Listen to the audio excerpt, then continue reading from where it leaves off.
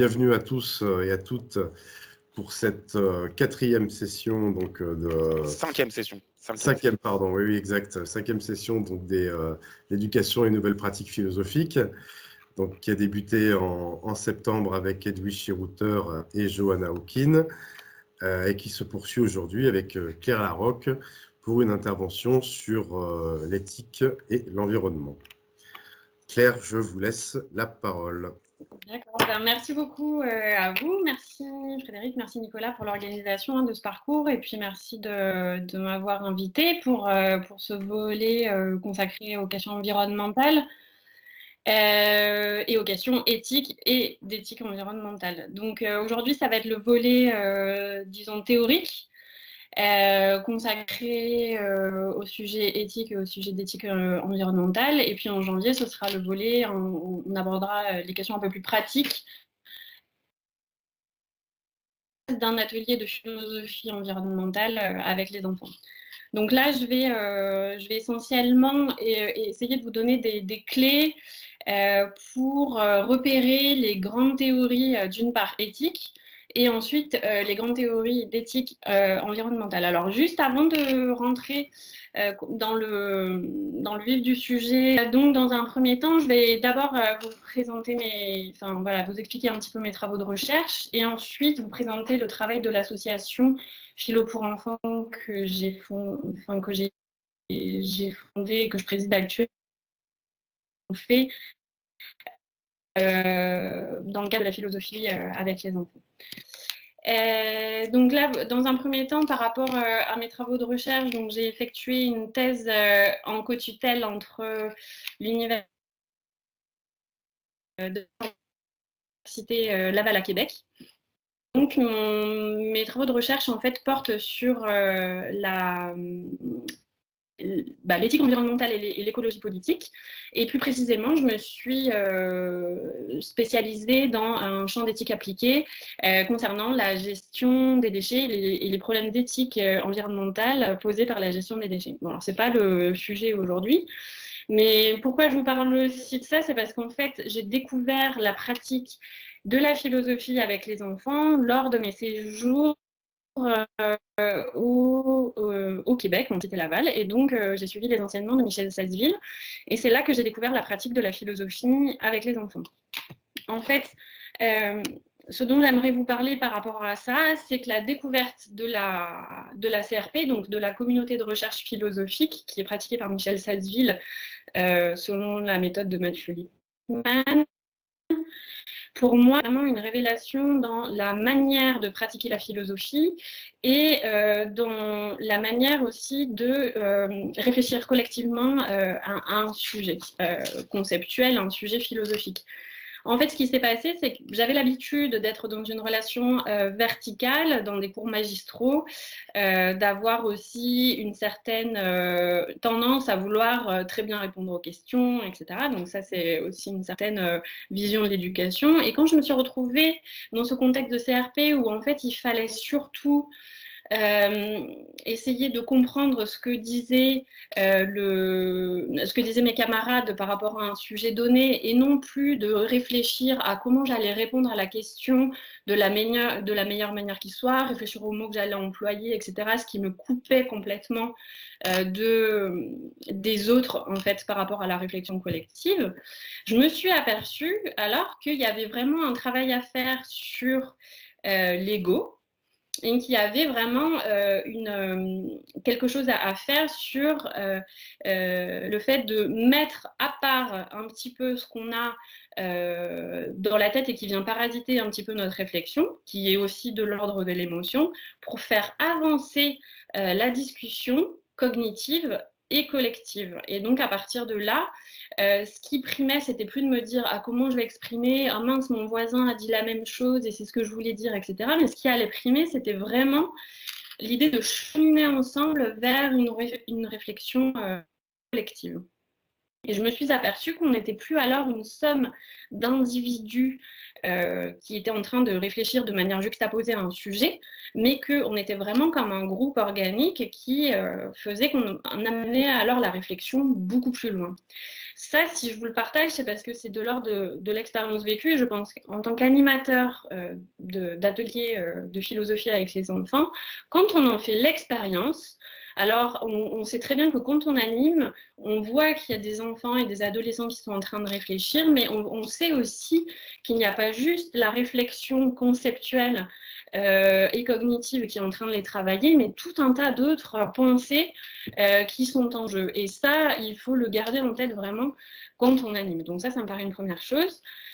Et ça m'a fait aussi réfléchir sur le fait qu'entrer en philosophie et faire entrer les enfants en philosophie, et ça, Michel Toddy le dit merveilleusement bien, c'est l'idée qu'il va falloir aussi faire un tri dans ses opinions, mais aussi faire entrer dans ses opinions, ça va être aussi faire une réflexion sur soi par rapport au fait que nos idées, elles nous viennent toujours de quelque part et que ces idées, forcément, elles vont aussi éveiller certaines émotions qu'on doit être en capacité,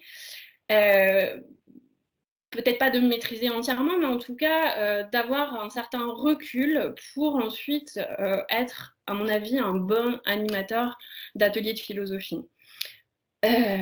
Parce que des idées, on en a toujours plein, mais les idées, souvent, on ne prend pas le temps de savoir d'où elles nous viennent et pourquoi on pense ce qu'on pense. Donc, si on demande aux enfants de commencer à réfléchir sur pourquoi ils pensent ce qu'ils pensent, il faut que nous-mêmes, on ait déjà fait ce travail pour éviter d'avoir, je dirais, des mauvaises réactions lors des ateliers de philosophie. Je vais vous donner un exemple concret, ce sera peut-être plus facile. C'est-à-dire que dans les premiers ateliers que j'ai animés, c'était dans le cadre d'ateliers de philosophie en bioéthique. Et on abordait le sujet un peu délicat avec une classe de 5e de l'euthanasie.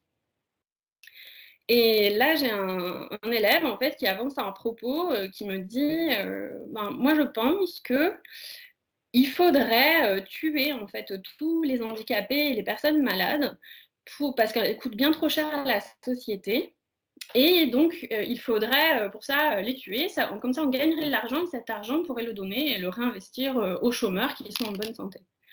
Donc, autant vous dire que j'ai été assez choquée. Mais l'élève n'était pas du tout dans quelque chose qui était, disons, dans la provocation, mais il était beaucoup plus dans quelque chose qui était de l'ordre de l'argument rationnel qu'il essayait de justifier. Et donc,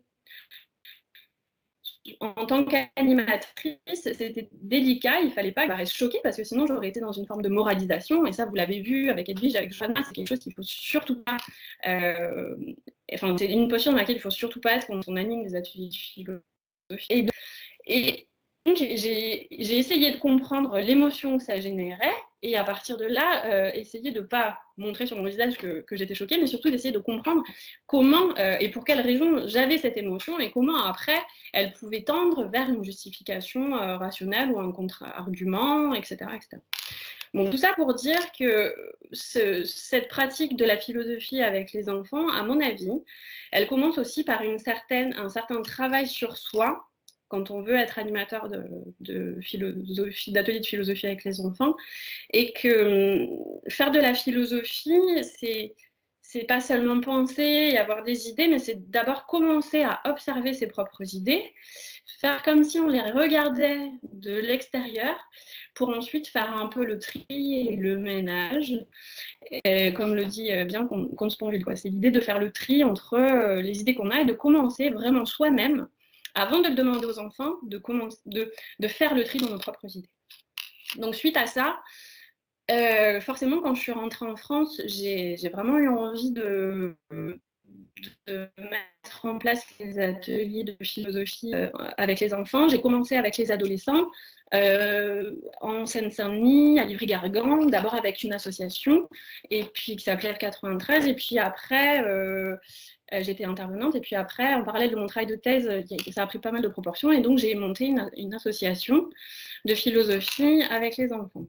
Alors, pour vous donner 2-3 indications, je vais pas m'attarder sur l'association.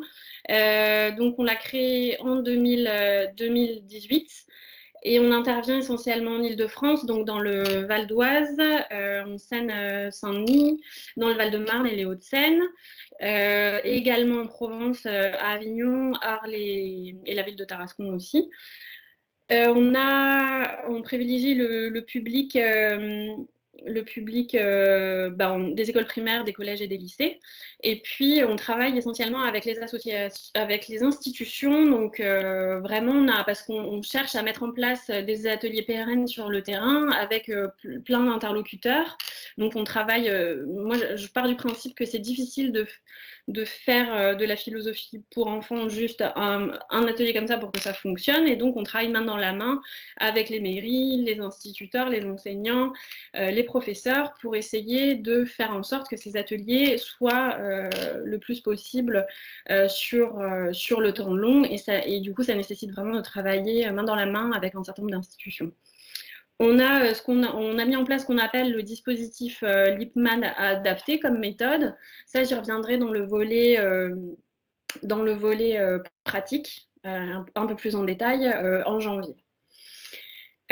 Concernant donc les objectifs du webinaire, ça va être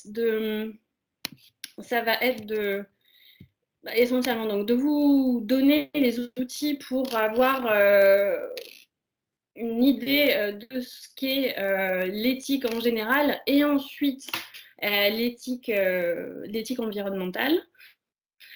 Je vais vous présenter ensuite les grands courants de l'éthique environnementale. Je vais montrer en quoi la crise environnementale soulève des enjeux éthiques et philosophiques. Et enfin, on reviendra sur les objectifs des ateliers de philosophie environnementale avec les enfants. L'idée, ça va être vraiment de pouvoir vous aider quand vous allez vouloir ensuite animer des ateliers de philosophie environnementale avec les enfants. Ça va être vraiment d'avoir suffisamment de recul et de matière pour pouvoir animer, rebondir avec aisance dans ces ateliers-là et avoir suffisamment de matière pour pouvoir aller dans le fond des problématiques qui sont soulevées par les questions environnementales d'un point de vue éthique et philosophique.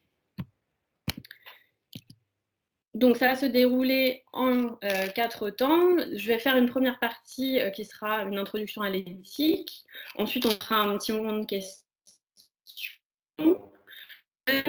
Qui sera sur l'éthique et l'environnement, avec les différents courants d'éthique environnementale. Ensuite, une troisième partie sur la crise environnementale, avec aussi un temps de questions. Et enfin, les objectifs des ateliers de philosophie pour les enfants quand on va aller s'emparer de questions environnementales. Donc, première partie, donc l'introduction à l'éthique, qui va être en trois grands moments. Premièrement, on va essayer de bien saisir qu'est-ce que l'éthique. Ensuite, je vais vous présenter les courants classiques d'éthique qu'on appelle d'éthique normative. Et puis, je vais vous montrer aussi brièvement comment vous pouvez aborder les sujets éthiques dans les ateliers de philosophie avec les enfants. Donc, de manière générale, comment on peut définir l'éthique? Généralement, on dit que l'éthique, c'est ce qui nous permet d'avoir un certain nombre de raisonnements sur le fait de mener une vie bonne. C'est-à-dire de pouvoir, grâce à un certain nombre de choses, un certain nombre d'outils, de départager une action bonne d'une mauvaise action et de se diriger comme ça dans la vie quotidienne. De manière générale, on réfléchit pas, on va pas toujours dans la vie quotidienne puiser dans des théories éthiques pour savoir si telle action est meilleure que telle autre. C'est-à-dire que de manière générale, tout le monde agit selon certains principes, comme ce n'est pas bien de voler, ce n'est pas bien de faire du mal à autrui, ce n'est pas bien de tuer, c'est bien d'aider quelqu'un dans le besoin. Voilà, ça va être un certain nombre de pensées un peu comme ça qui nous dirigent de manière intuitive dans la vie de tous les jours. Mais il arrive que dans certains cas, on ne sache pas comment agir, et donc soit parce qu'on a un dilemme moral, soit parce que le principe qui nous aidait à nous mouvoir dans la vie et à agir selon une vie bonne ne nous convient plus, et on ne comprend pas pour quelle raison ça ne fonctionne pas. Et donc dans ces cas-là, je vais vous donner un exemple. Par exemple, on peut dire oui, d'habitude, je pense qu'il est mauvais, il est mauvais de tuer. Mais par exemple, on peut se dire, bah oui, il est mauvais de tuer. Mais alors, est-ce que ça veut dire que dans tous les cas, la peine capitale est mauvaise? Est-ce que ça veut dire que c'est mauvais de tuer les animaux? Est-ce que ça veut dire que je ne dois pas tuer même pour me défendre? Est-ce que ça veut dire que l'avortement est une mauvaise chose? Est-ce que ça veut dire que l'euthanasie est une mauvaise chose? Etc., etc. Donc ça veut dire que dans ces cas-là,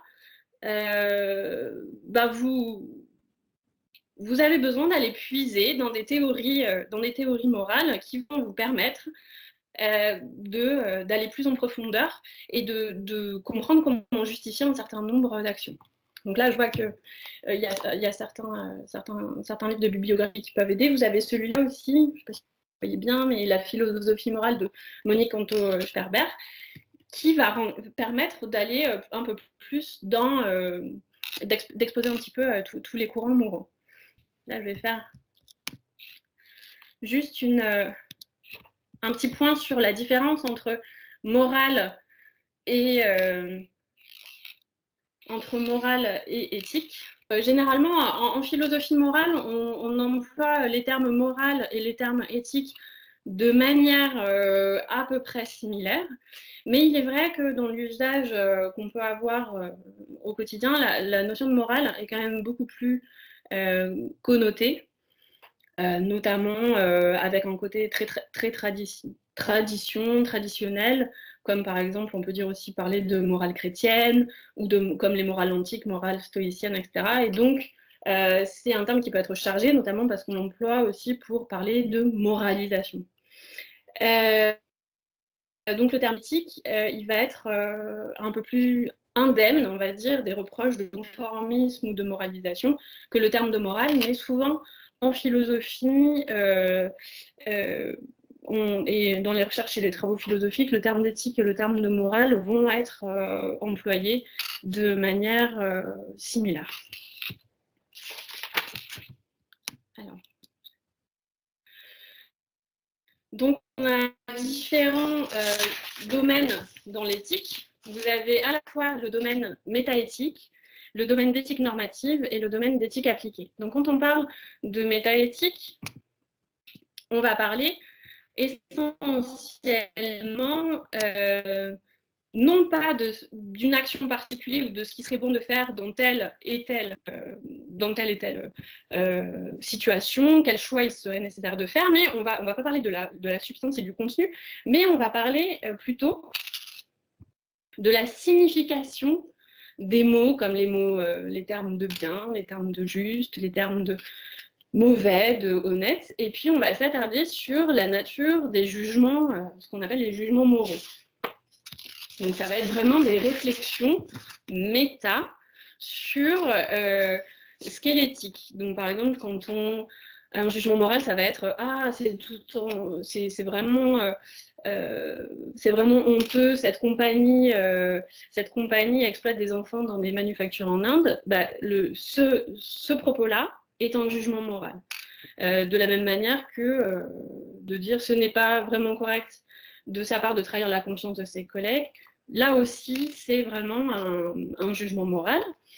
Et donc, dans ces cas-là, on emploie des termes qui sont honnêtes, honteux, corrects, etc. Et donc, on s'interroge sur la signification de ces mots.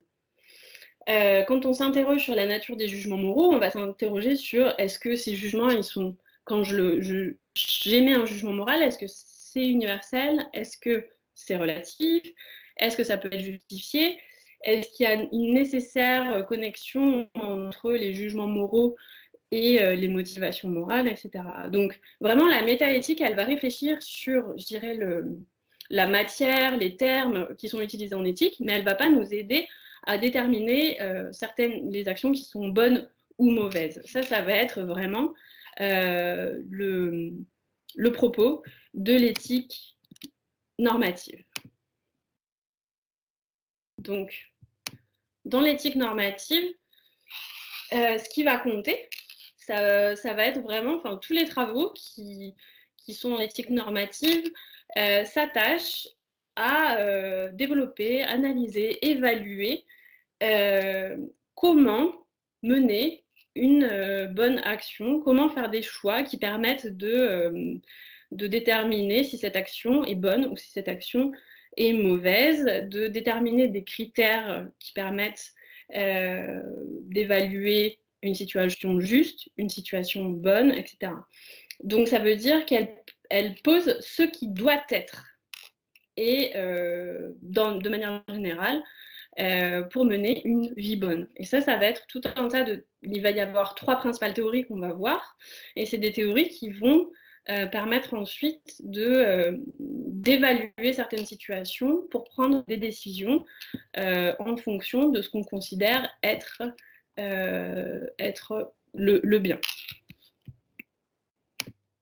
Ensuite, vous avez ce qu'on appelle l'éthique appliquée.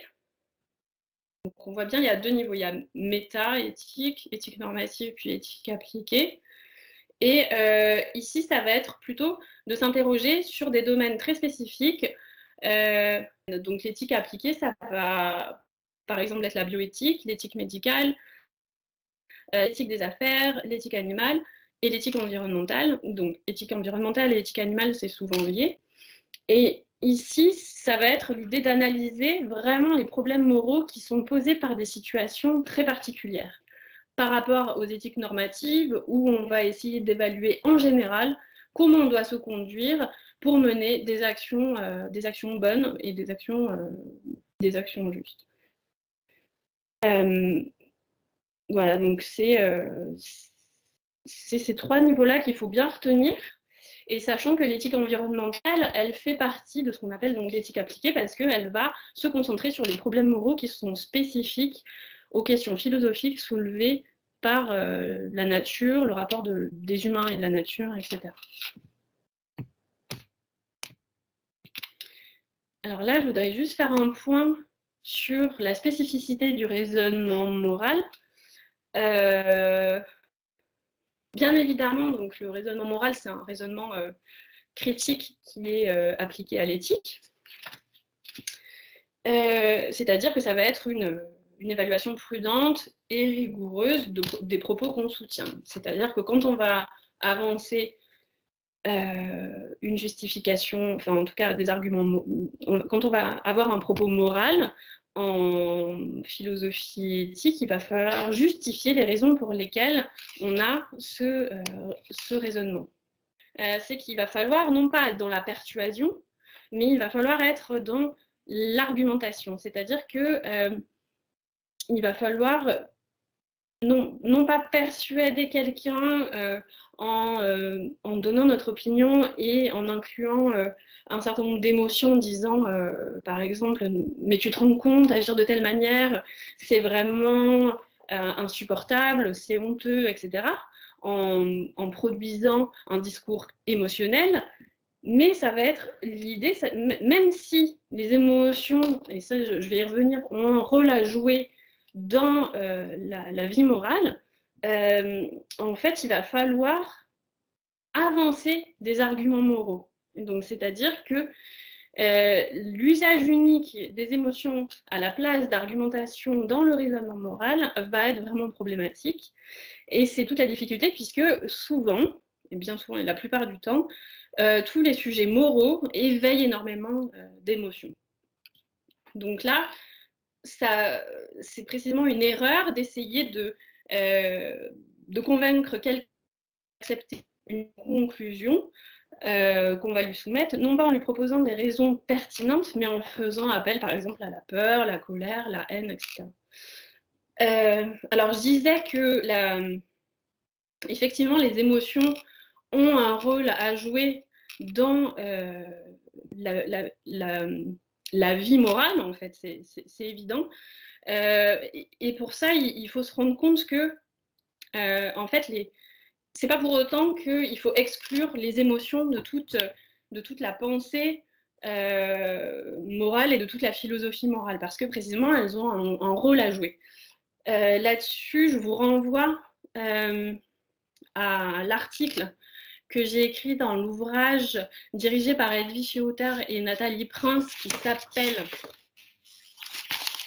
Philosophie avec les enfants et littérature de jeunesse.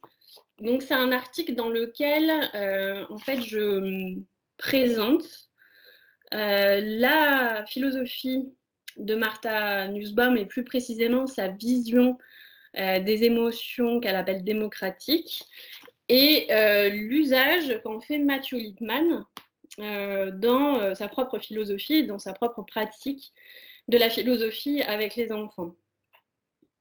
Donc l'idée est de dire que en fait les émotions ont un rôle à jouer effectivement dans la philosophie morale, mais qu'elles ont un rôle en fait que les émotions ne sont jamais que émotions, mais qu'elles ont une portée cognitive. Et c'est comme ça qu'en fait, ils bâtissent la théorie de l'émotion comme jeu de valeur. Donc en fait, je vais juste brièvement en parler parce que je n'ai pas le temps trop de m'appesantir sur cette question-là, mais c'est pour vous montrer comment non seulement on doit amener les enfants, quand on fait soi-même, en tout cas, quand on a soi-même, on mène soi-même une réflexion de philosophie morale, on fait appel aux émotions, mais c'est pas pour autant qu'on doit justifier son propos juste par les émotions. C'est-à-dire qu'il va y avoir un lien entre les émotions et la pensée rationnelle, ce qu'on peut appeler le raisonnement moral. Mais pour ça, il faut avoir bien une vision de ce que sont les émotions. Donc, par exemple, pour Martha Nussbaum et Matthew Lipman, ressentir et s'émouvoir, ce n'est pas contraire à la pensée. Je vous lis un petit peu les propos aussi de Matthew Lipman. Donc, c'est en fait, pour lui, une discussion qui va déjà avoir lieu pour savoir si c'est une bonne raison que l'affect est B. Donc, pour lui, en fait, toute émotion n'est pas forcément convenable. Et c'est la convenance de cette émotion-là qu'il va falloir aller interroger. Donc, Matthew Lipman, il prend un exemple. Et il dit, voilà, imaginez que vous soyez témoin de la maltraitance d'un enfant et que vous vous indignez de cette situation. Cette indignation est-elle une pensée ? Votre indignation implique certainement, selon Lipman, la conscience que la maltraitance de quelqu'un d'innocent est inacceptable, et elle implique aussi la conscience que l'indignation que vous ressentez est justifiée. Du coup, l'indignation engendrée par une raison n'est peut-être pas une bonne raison, mais c'est une raison et non pas une cause, et elle fait partie de l'indignation elle-même. Donc voilà, il parle de ça. Donc après, il s'agit ensuite de déterminer si l'émotion ressentie, elle est convenable ou pas, si c'est une bonne raison que l'affect ait lieu ou pas, en justifiant son propos. Donc tout le travail, en fait, ça va être de montrer que l'émotion n'est pas juste émotion, qu'elle a une portée cognitive, mais que tout le travail va être justement de s'appesantir à pour quelle raison il s'agit, pour quelle raison elle serait convenable ou pas de l'avoir. Donc c'est pas parce qu'on ressent une émotion que cette émotion est forcément vraie moralement, vous voyez. Alors, dernier point, oui, par rapport à la question des émotions, on voit bien que on ne peut pas faire un raisonnement moral sur des situations morales qui éveillent des émotions sans les émotions. Et donc, en fait, il s'agit de voir comment les intégrer dans ce raisonnement moral, qui soit un raisonnement cohérent, rationnel et qui quelque part, mette à distance l'émotion pour voir si elle a raison ou non d'avoir... si elle est, comme dit Lipman, si elle est convenable en fait et si vraiment elle a raison d'être. Non, juste une chose pour terminer sur cette première introduction à l'éthique, il faut se rendre compte, et ça c'est le plus intéressant, je pense, et le plus important pour la pratique des ateliers de philosophie avec les enfants à avoir en tête, c'est que on est dans un moment en fait où il y a eu, après disons l'effritement de l'emprise de la religion, et donc, enfin, je dis ça de manière un peu comme ça, un peu générale, mais il faut comprendre que la cohésion morale qu'impliquait en fait la religion n'existe plus, et que depuis on a quand même une pluralité de styles de vie et d'idéaux qui sont possibles, ce qui on n'a plus forcément de consensus social sur ce consensus social est rompu, et donc on a ce que certains appellent une crise des valeurs, qui donne un pluralisme moral, et qui fait qu'on n'est pas forcément tous d'accord sur comment mener une vie bonne, est-ce qu'il est bien d'agir ainsi ou pas, etc. Et donc ça peut mener à des conflits, forcément, mais il n'est pas forcément nécessaire que ça mène à des conflits, c'est-à-dire que pour éviter une telle impasse, on doit trouver un moyen de permettre à chacun, dans la mesure du possible, de vivre selon les idéaux qui sont les siens, tout en préservant l'idée que certaines valeurs ou certains principes devraient être respectés par tous. Donc, c'est ce à quoi en fait se sont vraiment appliqués bon nombre de penseurs, et qui ont tenté de trouver un fondement philosophique à la primauté de certaines valeurs ou à certaines manières de prendre des décisions de manière morale. Je pense notamment à tout le travail qu'a fait John Rawls, qui est assez fondamental à mon avis, pour justement voilà, se dire comment on fait dans l'éthique avec un pluralisme des valeurs, pour essayer quand même de se mettre d'accord pour, même si on a tous des idéaux et une manière de voir les actions bonnes ou mauvaises différentes, comment on fait quand même pour vivre ensemble sans être dans un conflit permanent.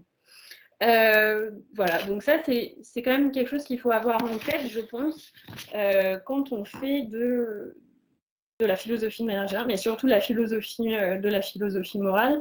C'est quelque chose qui est assez fondamental. Donc là, il y a 3 grandes théories. Je reviens, donc vous vous souvenez, il y avait 3 volets: métaéthique, éthique normative, éthique appliquée. Je reviens sur l'éthique normative, qui est donc en fait qui sont les théories qui réfléchissent à la substance vraiment et au fondement de comment mener une vie bonne et comment faire des choix qui seraient moralement acceptables. Et il y a 3 grandes catégories. Il y a les théories conséquentialistes, les théories déontologistes et les éthiques de la vertu. Donc, par rapport à ça, on se rend compte qu'il y a plusieurs manières d'envisager certaines actions pour les considérer bonnes ou mauvaises. Donc, on va commencer par les théories conséquentialistes. Alors, le conséquentialisme, ça va être l'idée de prendre en compte uniquement les conséquences pour évaluer des actions. Donc, c'est-à-dire qu'on va considérer une action et on va penser qu'elle est bonne à partir du moment où les conséquences vont être moralement vont être bonnes pour le plus de personnes possible. L'utilitarisme, notamment, par rapport à John Stuart Mill, se focalise sur les conséquences pour l'ensemble des personnes qui vont être impactées par une action. Donc, c'est une doctrine éthique qui prescrit d'agir, ou de agir, bien sûr, de manière à maximiser ce qu'il appelle le bien-être collectif. Et donc, il doit être entendu comme la somme ou la moyenne de bien-être de l'ensemble des êtres humains ou sensibles. L'utilitarisme, on le verra, est très utilisé par les défenseurs des droits des animaux, et donc en éthique animale. Donc vraiment, les théories conséquentialistes vont dire une telle action est bonne parce que telles actions vont mener telles conséquences qu'on considère comme étant bonnes. Alors, ces théories conséquentialistes sont bien évidemment complètement à l'opposé des théories qu'on dit déontologistes dont un des grands penseurs est Emmanuel Kant. C'est-à-dire qu'ici, on ne va pas du tout s'accorder sur les conséquences, mais bien sur les principes. Donc, ce qui va compter, ça va être la notion de devoir, d'obligation, d'impératif moral. C'est-à-dire qu'on va agir selon tel principe, peu importe les conséquences. Par exemple, et c'est Emmanuel Kant qui prend cet exemple, ça va être la question du mensonge. Peu importe les conséquences, il ne faut, par principe, jamais mentir. Il arrive à justifier le fait de ne pas mentir en disant qu'en fait, sinon, ça vient miner la société de l'intérieur, puisqu'il n'y a pas il n'y a plus de lien, en fait, s'il n'y a pas d'honnêteté et de confiance dans la société vient à s'effriter, donc le mensonge est très mauvais pour le vivre ensemble. En fait, en gros, c'est cette idée-là. Et donc, pour lui, le mensonge, par principe, il le justifie comme étant quelque chose qu'il ne faut pas faire. Donc, on voit bien que c'est une question de principe, peu importe les conséquences. Donc, on voit bien que le déontologisme fait dériver toutes nos obligations d'un principe unique, ce qu'on peut nommer chez Kant comme un impératif catégorique. On le voit avec sa maxime, notamment, agis uniquement d'après la maxime qui fait que tu puisses vouloir en même temps qu'elle devienne une loi universelle.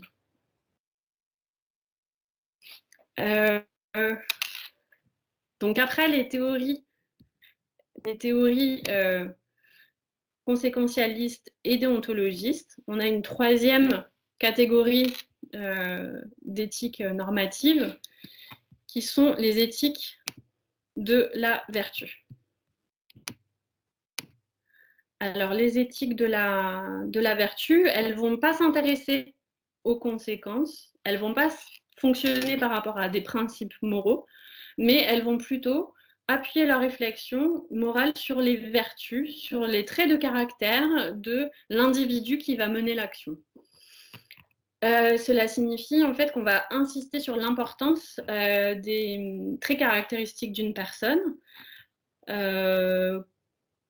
Voilà, et on va prêter attention à un certain nombre de vertus, comme par exemple l'honnêteté, la prudence, la douceur, le courage, etc. Et donc, on voit que dans ces éthiques-là, ce qui va compter, c'est l'intention et les vertus qui vont être développées par la personne qui mène les actions.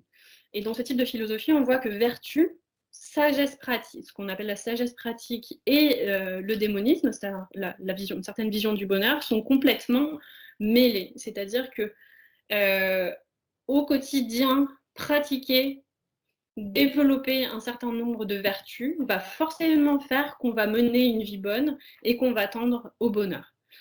On voit bien que cette vision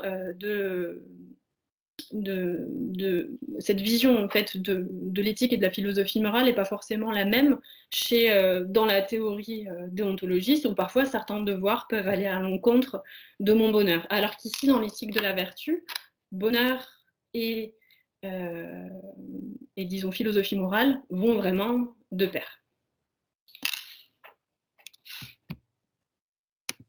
Donc on voit ici, ça a été un des principaux philosophes à avoir développé cette éthique et Aristote, bien sûr, dans l'éthique.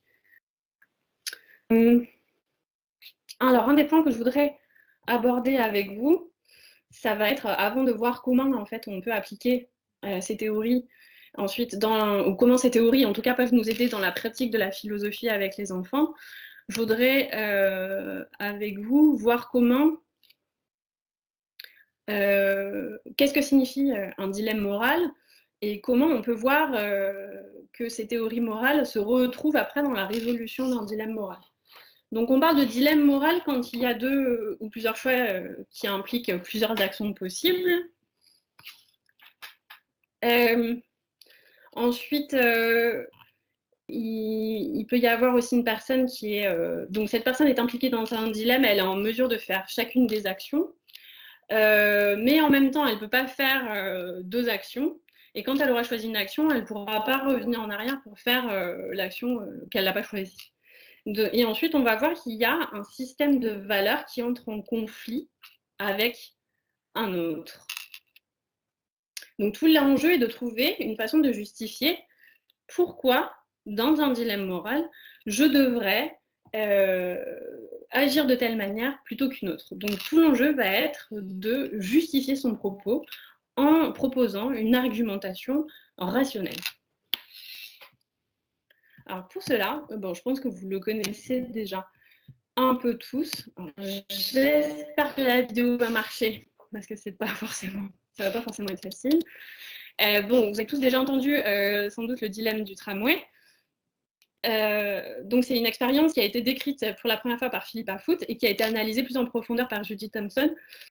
Donc, ce qu'on va faire peut-être là, c'est que s'il y en a qui veulent intervenir, on peut à la fois essayer de... Je vais mettre les questions par rapport à ça. On peut à la fois se focaliser sur le dilemme du tramway et ensuite faire un petit point avant que je fasse le lien entre éthique et philosophie avec les enfants, si vous voulez. Donc, voilà, si certains veulent intervenir sur voilà, les questions qu'on peut se poser suite au dilemme du tramway. Donc, si vous étiez le conducteur du train, quelle option choisiriez-vous? Est-ce que vous considérez qu'il est moralement acceptable de dévier le train sur un seul individu pour en sauver 5 et pour quelle raison? Et ensuite, quel argument pouvez-vous donner pour le choix que vous avez fait? Si vous pouviez aussi voir dans quel champ théorique vous vous situez, peut-être ce serait intéressant par rapport à pour faire le point sur les différentes théories normatives, éthiques normatives qu'on vient de voir. Vous pouvez lever la main et après on ouvrira les caméras. Allez-y, Claire. Oui, bonjour. Bonjour. Malheureusement, en effet, il y a des moments comme ça où les décisions sont difficiles à prendre, mais entre avoir 5 personnes qui meurent ou une seule personne qui meurt, je pense que je prends la décision d'aller sur une seule personne. Et on se rend compte que dans la vie, souvent, c'est comme ça. Par exemple, autour d'Avignon, pourquoi on fait le choix d'aller inonder un village qui n'a pas le Rhône à côté de chez lui plutôt que d'inonder une grande ville? Je veux dire, il y a des hommes qui ont pris ces décisions-là et qui ont décidé d'inonder, par exemple, un village comme Boulbon, où le Rhône est très loin, plutôt que d'aller inonder Avignon ou Arles. Donc, je veux dire, ça, c'est des décisions qui doivent être très difficiles à prendre, mais qui sont... c'est important qu'il y ait des gens qui soient capables de les prendre. Donc, par rapport à ce que vous dites, ce que j'entends, c'est que vous privilégieriez donc les conséquences, c'est-à-dire que vous êtes dans une vision où il faudrait maximiser le bien-être collectif, c'est-à-dire qu'il faudrait tuer le moins de personnes possible, en fait, dans ce que vous avancez. C'est ça. Avoir le courage de prendre la décision de tuer le moins de monde possible. Donc, ça serait une vision conséquentialiste. Après, il peut dans ce dilemme-là, ce qui peut se passer, c'est aussi de se dire, en fait, je peux décider aussi de ne pas actionner le levier.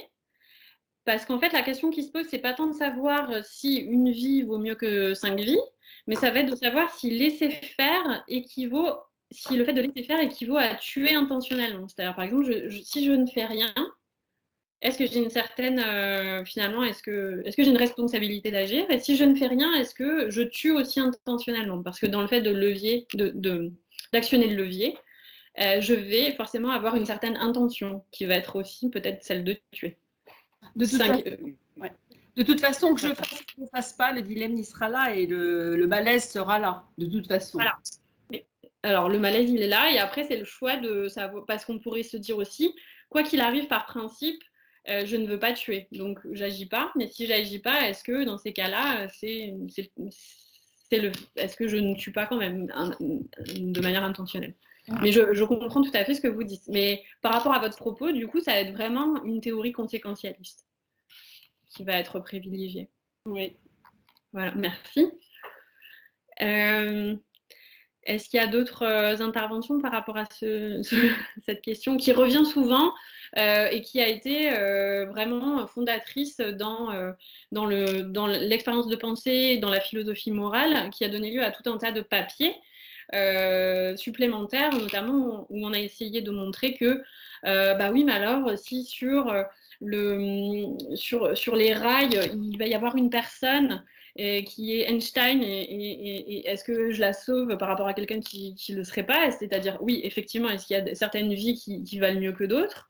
Enfin voilà, et ça a donné lieu à tout un tas d'expériences de pensée, parfois loufoques d'ailleurs, pour essayer de déterminer quelle action il faudrait mieux mener qu'une autre. Oui, effectivement, on retrouve aussi ce dilemme-là en ce moment dans les hôpitaux avec la pandémie, hein, sur le fait de savoir où il y a les soignants qui se retrouvent dans des dilemmes éthiques. Donc souvent, il y a aussi des comités d'éthique spécialisés dans l'éthique médicale pour savoir quel choix on opère par rapport aux malades. Ça, c'est vrai que c'est des choses qui reviennent aussi régulièrement. Claire, il y a Julia qui vous demande dans le chat, ou allez-y, Julia, hein, Oui. dans l'exemple, comment ça s'appliquerait l'éthique de la vertu? Et alors, l'éthique de la vertu, ça va être justement par rapport à l'intention qu'on va mettre dans le fait de... on ne va pas s'en tenir aux conséquences, on ne va pas s'en tenir à certains principes, par exemple ne pas tuer, ne pas faire de mal à quelqu'un, etc. Mais ça va être l'idée que, par exemple, je vais avec courage actionner le levier parce que je pense qu'il faut, que c'est une bonne action que d'essayer de vouloir aider avec courage. Et du coup, ça va être toute l'intention qu'il va y avoir dans l'action de la prise de décision. Donc en fait, après, par rapport à ce... Je n'ai pas forcément le temps de rentrer trop dans les détails, mais c'est vrai que par rapport aux éthiques de la vertu, on voit aussi, on dit souvent que l'enfer est pavé de bonnes intentions. Ça veut dire qu'on peut avoir toutes les bonnes intentions du monde et vouloir être vertueux, il se peut que ça ait certaines conséquences aussi, qui ne soient pas forcément les meilleures. Autre question de Marie dans le chat qui demande à partir de quel âge on peut soumettre ou proposer ce dilemme aux enfants?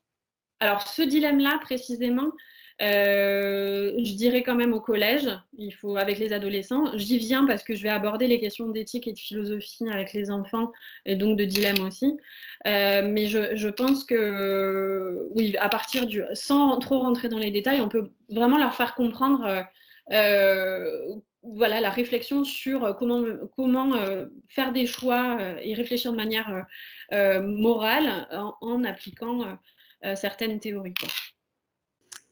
Donc, pour résoudre un dilemme moral, il ne s'agit pas de vraiment vouloir absolument donner sa propre opinion. Donc, c'est-à-dire, on a du mal. Hein, la première fois qu'on veut résoudre un dilemme moral, on se met à la place. Enfin voilà, comme je l'ai dit tout à l'heure, si vous étiez à la place du conducteur, qu'est-ce que vous feriez, etc., etc. Mais c'est vraiment l'idée qu'il faut prendre un cran de recul pour voir quelle serait la meilleure action possible. Et pour ça, on se rend compte que avec certains outils et avec un système théorique et éthique, on peut aller un peu plus en profondeur dans l'analyse de la situation. Donc c'est pour ça que c'est intéressant pour vous de creuser un peu ça quand vous allez aborder les sujets d'éthique et les sujets moraux. Forcément leur dire « Ah tiens, toi tu as une vision conséquentialiste, ah tiens, toi tu as une vision plutôt déontologiste ». En fait, ce qui va se passer, c'est que ça va vous permettre, vous, de déceler un petit peu ce qui est en train de se tramer dans la discussion avec les enfants pour ensuite mieux rebondir. C'est-à-dire que vous allez très vite, on voit que des enfants ont certaines positions qui vont être plutôt déontologistes, plutôt conséquentialistes, plutôt d'éthique de la vertu. Et alors, à partir de là, ça vous permet d'avoir un certain recul sur ce qui est en train de se dérouler dans l'atelier pour mieux être en capacité et avoir plus d'aisance d'animer, de guider la discussion. Alors, il faut se rendre compte aussi que dans un dilemme moral, il peut aussi souvent avoir une deuxième problématique qui est celle du conflit avec la loi. C'est-à-dire que quelque chose d'illégal, on peut se demander finalement est-ce que c'est toujours immoral ou pas. Et on peut se demander si une loi peut être immorale, ça arrive aussi souvent dans des dilemmes, et donc se pose là la question de la légalité et de la légitimité, il faut l'avoir en tête. Pour vous aider, vous, sans forcément vous perdre trop dans les lectures de philosophie morale, si vous avez peu de temps et que ça vous paraît un peu complexe, je vous recommande vivement ce livre de Marianne Chaillan, Pensez-vous vraiment ce que vous croyez penser, qui est très ludique, avec plein d'exercices, d'expériences de pensée, et qui vous met à l'épreuve, en fait, et qui vous permet de voir à quelle famille théorique, de théorie d'éthique normative vous appartenez. Et donc, en fait, par exemple, vous allez vous apercevoir que, par exemple, sur la GPA ou sur l'euthanasie, vous avez une position qui va être conséquentialiste, et puis quand vous abordez des questions, je vais faire moi, des questions plus sur, par exemple, le dilemme du tramway, elle en parle aussi, vous allez être déontologiste.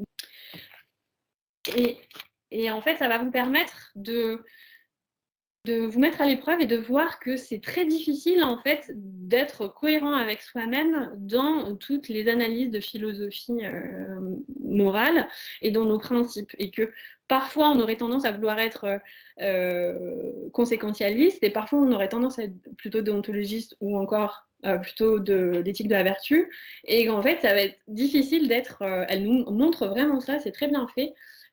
Pour voilà, se rendre compte qu'on peut être entré en contradiction avec soi-même très souvent. Donc c'est nécessaire, je trouve, à faire pour ensuite, si vous voulez vous-même, aborder des théories, aborder des sujets éthiques avec les enfants.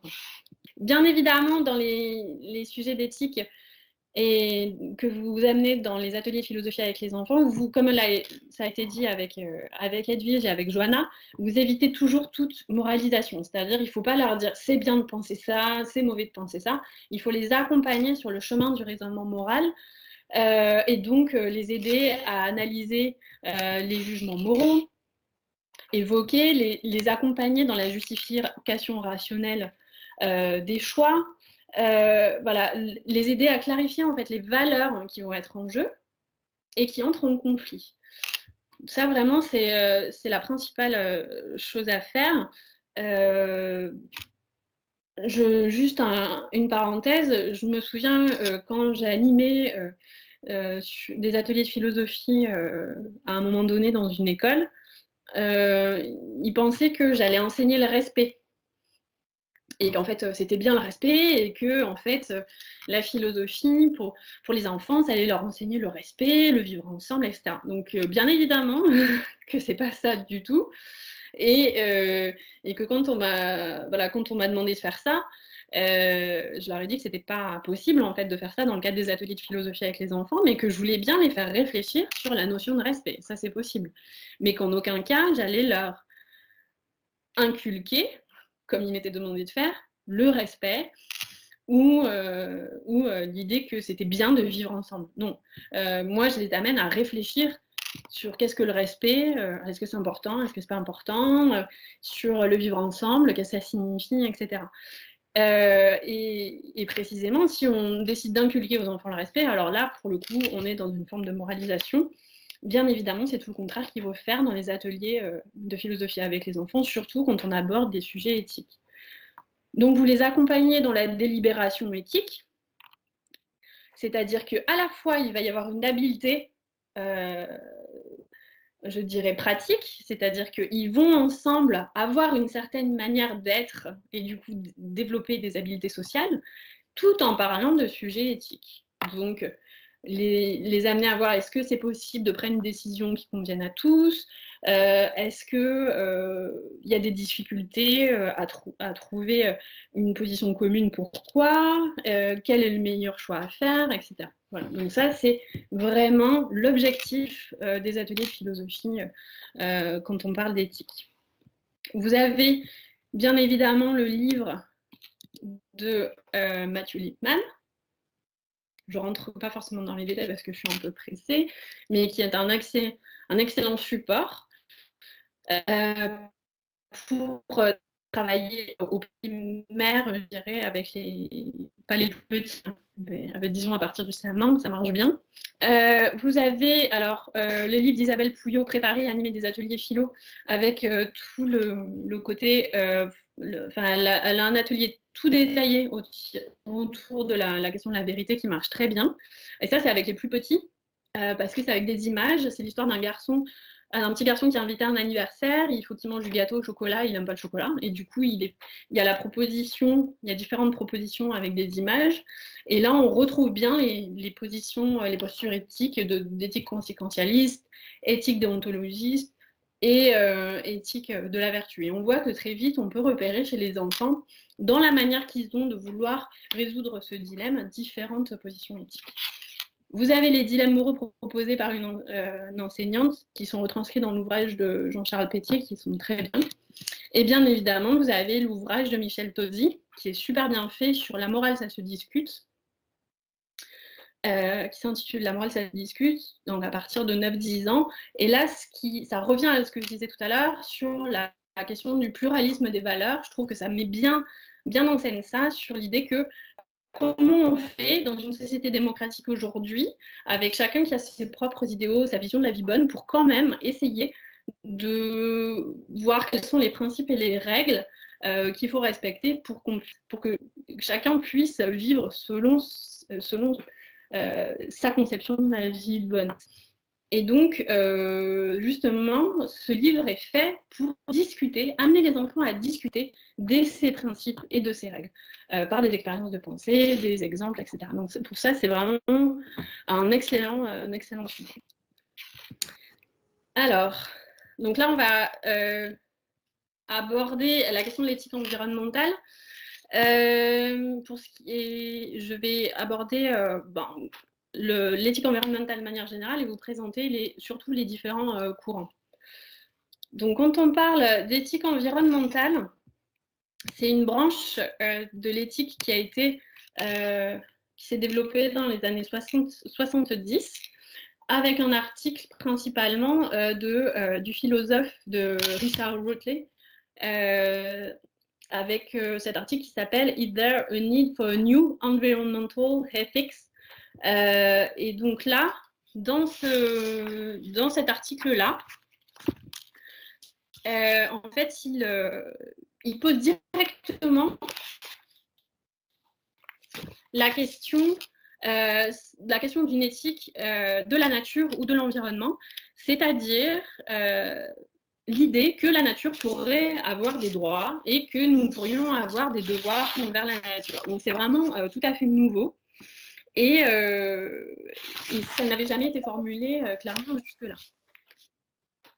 Par rapport à ça, il construit un cas fictif, celui d'une dernière homme à survivre sur la Terre, Monsieur Lastman, il l'appelle, et il s'emploie dans cette expérience de pensée. Il y a énormément d'expériences de pensée en éthique, en fait, pour nous aider à visualiser un certain nombre de choix possibles. Et donc, il s'emploie, Monsieur Lastman, avant de disparaître, à détruire tout ce qui l'entoure, les plantes, les animaux, etc. Et du coup, le philosophe nous invite à évaluer ce qu'il fait et à se demander si on s'en tient à l'éthique dominante dans le mode occidental, où il n'y a que des droits et des devoirs envers les hommes. Finalement, est-ce qu'il fait quelque chose de mal? Mais non. Et donc lui, il considère que si on met de la valeur dans la nature, alors nous avons des devoirs envers la nature, et donc son acte est moralement condamnable. Donc là, on est vraiment dans l'ouverture de l'éthique environnementale et dans la nécessité de réévaluer la façon dont on considère moralement le monde non humain. Et c'est à partir de là, en fait, qu'on se rend compte qu'il y a un besoin de construire une nouvelle approche des valeurs morales qu'on assigne à la nature, ce qui ne va pas forcément de soi, en fait. Dans une vision qu'on dit anthropocentrée, c'est-à-dire qui donne de la valeur qu'aux actions et qu'aux humains. Donc, on va voir que les courants d'éthique environnementale vont se constituer autour de la notion de valeur intrinsèque. Et qu'en fait, toute la question de la considération morale de la nature pose problème et que différents courants d'éthique environnementale se situent par rapport à cette valeur intrinsèque. Donc, je refais un point. La valeur instrumentale, c'est quelque chose qui n'a de valeur que par rapport à autre chose. Et la valeur intrinsèque, c'est tout ce qui doit être traité comme une fin en soi, et donc il y a de la valeur en soi. Jusque-là, la nature, dans la philosophie morale, elle est considérée comme une valeur instrumentale, c'est-à-dire qu'elle n'a de valeur que parce qu'elle a de la valeur aux actions des hommes. Mais l'éthique environnementale va essayer de montrer que la nature a une valeur intrinsèque. Donc, par exemple, prendre l'exemple de la forêt. La forêt, elle peut avoir de la valeur parce qu'elle a une valeur économique, on peut couper du bois, on peut vendre le bois, elle peut avoir une valeur instrumentale dans ce sens-là, elle peut avoir une valeur esthétique, on aime bien s'y balader, de la nature, elle peut avoir une valeur scientifique, on aime bien étudier la forêt, comprendre comment elle fonctionne, etc. L'éthique environnementale, on dit dire la forêt peut avoir une valeur en elle-même, elle a une valeur intrinsèque, et on pourrait la défendre juste pour ce qu'elle est, indépendamment de ce qu'elle peut nous procurer. Et ça, c'est vraiment nouveau. Donc, on voit bien que la considération morale et le statut moral de la nature pose vraiment, disons, toutes les théories d'éthique environnementale. Ensuite, il va y avoir un certain niveau de comment on accorde cette constitution morale, ce statut moral aux animaux et à la nature. Et par rapport à ça, il va y avoir différentes théories. Donc, tout le monde des êtres humains en statut moral. Un certain nombre de personnes pensent que les animaux non humains méritent une considération morale, etc., etc. Donc, en fonction qu'on peut avoir la considération morale des humains ou des non-humains, on peut avoir différentes théories environnementales. Donc, elles sont au nombre de 4. Le biocentrisme, le zoocentrisme, l'écocentrisme et l'anthropocentrisme. Je vais essentiellement parler du biocentrisme, de l'écocentrisme et de l'anthropocentrisme. Donc, le biocentrisme, ça va être l'idée qu'il faut élargir vraiment la sphère du statut moral pour inclure plus que les animaux, même c'est-à-dire tous les êtres vivants. Et ça va se justifier par le fait que, comme tous les êtres vivants, en fait, se déploient pour conserver dans l'existence, se reproduire, qui déploient des stratégies adaptatives pour ça, etc., qu'il y a des fins dans la nature. Et donc, il n'y a pas juste les êtres humains qui peuvent avoir une valeur intrinsèque, mais qu'il y a énormément d'infinité d'entités qui peuvent avoir une valeur intrinsèque. Est-ce que ce qui est de développer un biocentriste comme Holm Robson, et il dit voilà que les organismes vivants en fait ont une valeur intrinsèque et c'est pas juste les êtres humains. Donc il y a une multiplicité d'individualités qui persévèrent dans leur être et qui ont parce qu'ils persévèrent dans leur être, valorisent certaines ressources d'une manière instrumentale et se perçoivent qu'il y a une valeur intrinsèque. À partir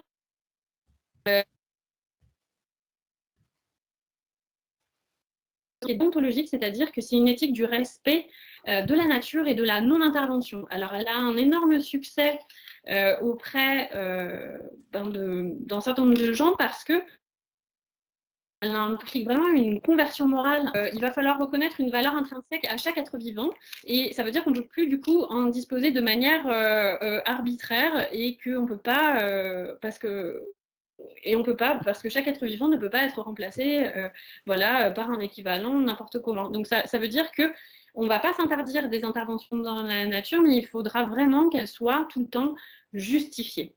On voit bien que cette éthique, elle a vraiment un gros succès auprès des défenseurs de la nature, et c'est une éthique qui accorde une valeur égale à toutes les entités vivantes.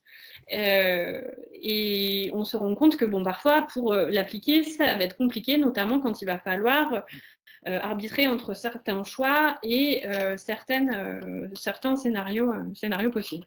Alors, je vais passer au zoocentrisme. Par rapport le zoocentrisme, ça va être une branche un petit peu du biocentrisme. C'est donc une doctrine qui va être centrée sur les animaux et leur bien-être. Donc, c'est Peter Singer qui est un des plus grands représentants. Et donc là, on voit bien que l'éthique animale a quand même à voir avec l'éthique environnementale. Et ici, quand on parle d'animaux, on parle des humains, mais on parle aussi des non-humains qui vont avoir un statut moral. Et on définit ce statut moral des animaux parce qu'ils ont la propriété psychique de la sensibilité, ou ce qu'on appelle de la sentience, qui maintenant est passée dans le dictionnaire. Donc, du coup, voilà, c'est-à-dire que les humains et les non-humains méritent de manière égale considération et respect. Par rapport à l'éthique égocentrique maintenant, qui va être une autre éthique que l'éthique biocentrique, c'est une éthique qui va être une éthique conséquentialiste et qui a l'accent sur la valeur intrinsèque de chaque entité naturelle, mais qui va mettre l'accent sur la valeur de la communauté biotique. Donc ça veut dire sur l'ensemble d'un écosystème. Ce qui va faire sens, ça va être le respect d'un certain écosystème et non pas de chaque entité. Donc un des principaux disons, philosophes de ce courant-là, c'est Aldo Leopold, qui était lui-même qui a beaucoup vécu dans la nature, un peu comme Thoreau, notamment. Et c'est ensuite Burt Callicott qui va un peu plus théoriser ses écrits.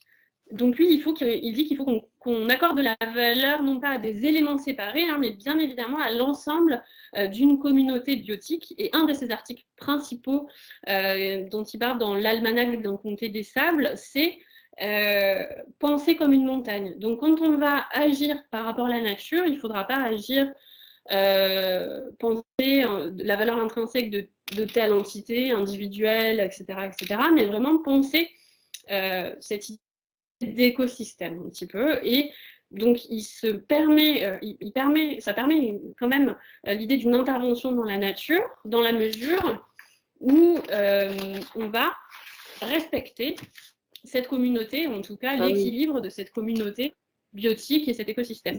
Par exemple, et donc sa phrase clé, ça va être « une chose est juste lorsqu'elle tend à préserver l'intégrité, la stabilité et la beauté de la communauté biotique, et elle est injuste lorsqu'elle tend à l'inverse ».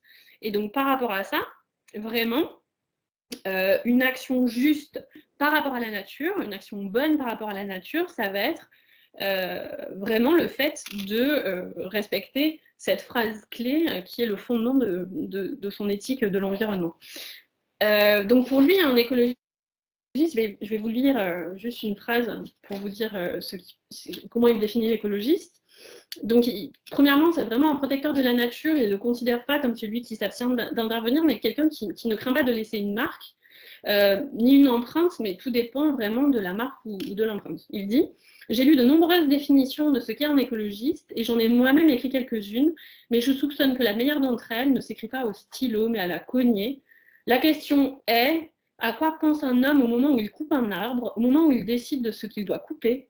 Un écologiste est quelqu'un qui a conscience humblement qu'à chaque coup de cognée, il inscrit sa signature sur la face de la Terre. » Donc là, on voit bien vraiment qu'il n'y a pas l'idée qu'il faudrait complètement protéger la nature, ne pas agir avec, etc. Mais c'est une éthique holiste, c'est-à-dire une éthique qui intègre l'homme dans la nature et qui évite justement on va y venir, de repartir dans un dualisme entre nature et culture. Donc enfin, le dernier point, c'est l'éthique anthropocentriste. Donc au regard des difficultés que peuvent poser certaines éthiques environnementales, tous les outils métaphysiques que cela demande, il y a avec la philosophie morale anthropocentristes, donc il faut donner que de la dignité morale aux êtres humains. Peut-être à protéger la nature, simple, en se rendant compte que la nature nous rend un service de service, à la protection. Et donc, appeler un faible ou élargi, et c'est un courant pragmatiste qui va se développer à ça. C'est-à-dire que même si les êtres humains sont dignes de morale, même en pensant comme ça, on peut réussir à protéger, faire en sorte de ne pas la détruire, et peut-être de la destruction environnementale. Alors, je vais passer à la pratique dans le volet c'est pas nécessaire qu'on l'aborde ici, mais on y reviendra dans le volet en janvier.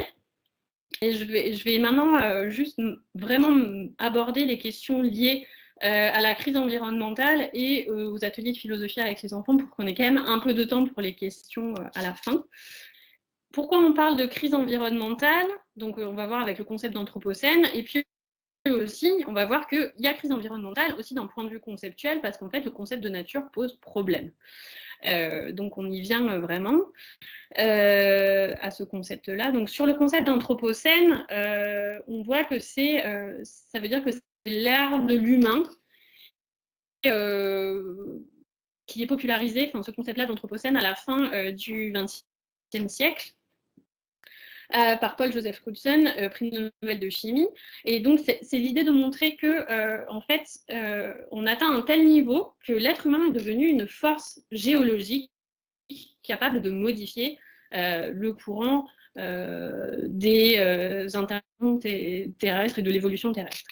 Mais il faut se rendre compte que si, avec la crise environnementale qui est liée à notre dispositif et à tout notre dispositif technique, à toute notre vision économique aussi de l'utilisation des ressources naturelles, cette crise-là n'est pas juste technique, elle n'est pas juste économique, elle est aussi éthique. C'est-à-dire que par rapport à ça,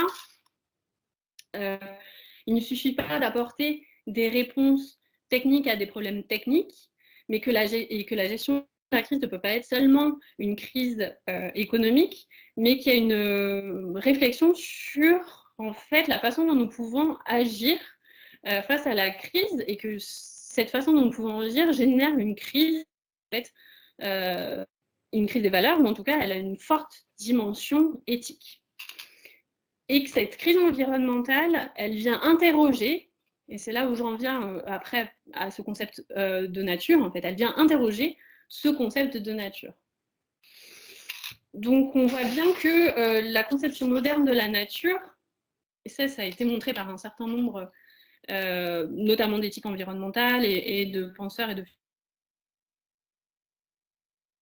La modernité, elle s'est construite sur un partage fondamental entre la nature, la culture, le monde et l'esprit d'autre part. Et donc la nature dans notre pensée occidentale, elle a été un peu le principal de série d'opposition entre la nature, la culture, la nature, l'art, la nature, la surnature et l'histoire. Donc on voit qu'on a mis la nature à distance, que cette mise à distance de la nature, cette vision de la nature comme extérieure à l'homme, a permis notamment la domination et l'exploitation de la nature. C'est-à-dire que c'est aussi une certaine vision de la nature qui nous a menés, en quelque sorte, vers la crise environnementale.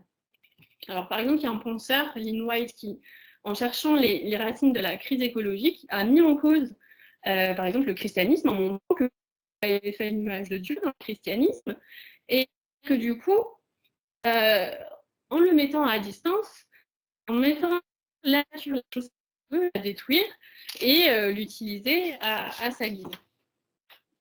Donc Caldicott aussi, là je vois, il y a aussi ce livre-là qui est un temps sur la traduction de Burt Caldicott, Jeunesse, Dieu nous a-t-il placés au-dessus de la nature? Et donc on voit que rien que l'idée, cette vision de mettre la nature à distance, de la voir comme un réservoir de ressources à disposition des êtres humains, le fait de la maîtriser grâce à la technique, fait que on est capable ensuite de la mettre à distance, et c'est ça qui crée aussi la capacité à l'exploiter. Donc par rapport à ça, l'idée, et ça je vais vraiment, ces points-là je vais vraiment du coup les approfondir pour expliquer ensuite quel choix je fais du traitement de la question de la nature dans les ateliers de philosophie de manière générale et dans les ateliers de philosophie avec les enfants. L'idée, ça va être vraiment de remettre en cause cette vision de la nature comme une nature extérieure dont on pourrait disposer et dont on serait extérieur, et de remettre en question donc, ce grand partage. Donc, la question du grand partage et aussi cette question de la vision de la nature comme nature extérieure dans le mode dans la vision occidentale, elle a été très bien développée par Philippe Descola dans son livre Par-delà la nature et culture. Et donc, il y a l'idée de remettre en cause, pour remédier à la crise environnementale, de remettre en cause ce grand partage et de repenser le concept de nature. Et donc, l'idée, c'est de dire la nature telle qu'elle a été pensée dans la pensée occidentale, elle est problématique et elle nous mène aussi dans une impasse, en fait. Donc, l'idée, ça va être de trouver les moyens de repenser ce concept de nature-là. Et donc, qu'est-ce que ça signifie aujourd'hui qu'est-ce que signifie l'idée de nature aujourd'hui? Comment changer nos représentations? Comment changer les usages de la nature dans la pensée occidentale? Donc, il y a aussi toute une bataille conceptuelle et cognitive à mener autour de nos représentations de la nature, autour de la définition en fait, de la nature. Et il faut rester, je pense, assez optimiste, c'est-à-dire que si il y a une conception de la nature sexuelle, ça ne veut pas dire que la nature disparaît, ça veut dire qu'il faut la redéfinir, il faut avoir une conceptualité renouvelée, et peut-être, et c'est là où j'essaierai d'approfondir ça la prochaine fois pour montrer comment on peut favoriser ça aussi dans les ateliers avec les enfants, envisager plutôt que dans la notion de nature le concept de relation, de rapport au monde et de rapport au vivant. Alors, je vais aller maintenant sur les ateliers de philosophie avec les enfants. Donc, dans un premier temps, je voudrais juste parler de l'éducation au développement durable et du lien qu'on peut faire entre l'éducation au développement durable et les objectifs des ateliers de philosophie de l'environnement des enfants. Donc, dans l'éducation au développement durable, ça consiste à intégrer au sein des programmes d'enseignement des contenus comme le changement climatique, la protection de la diversité ou la consommation durable. Ça va être vraiment les grands principes de l'éducation au développement durable. Et donc les objectifs, ça va être vraiment de former en fait des individus responsables vis-à-vis des sujets socio-environnementaux, de motiver des apprenants pour qu'ils deviennent des citoyens actifs et sensibles au développement durable. Donc on est clairement ici dans la sensibilisation en fait, à un certain nombre de sujets environnementaux qui concernent la crise environnementale. Pourquoi devons-nous préserver la biodiversité?